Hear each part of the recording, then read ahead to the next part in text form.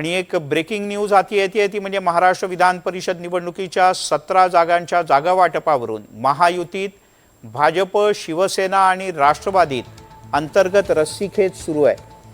भाजप 17 जागांपैकी 12 जागा लढवणार आहे असं सूत्रांचं म्हणणं आहे। शिवसेना 3 जागा लढवू शकते, म्हणजे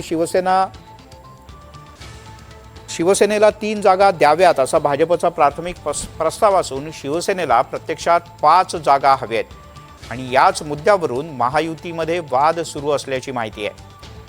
सागर कुलकर्णी आपले प्रतिनिधी आपल्यासोबत आहेत। सागर, प्राथमिक स्वरूपात ठरलं तर कोण किती जागा लढवणार? मिलिंद, आता जी सध्या माहिती समोर येते त्यानुसार 17 जागांपैकी 12 जागा या भाजपाने लढवाव्यात अशा स्वरूपाची भूमिका आहे।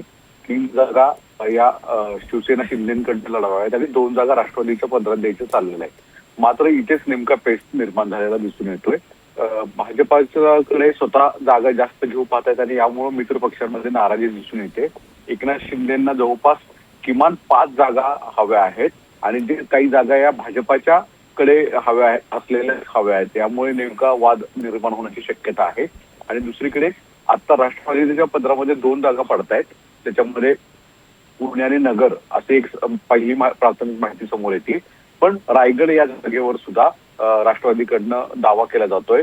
त्यामुळे कुठे ना कुठेतरी 17 जागांमध्ये किती फॉर्म्युला करावा यावरनं महायुतीत बरोबर आहे। काल एक प्राथमिक बैठक झाली सागर आणि पुढच्या 2 दिवसात अधिक बैठका होण्याची शक्यता आहे। तुर्तास धन्यवाद या माहितीबद्दल।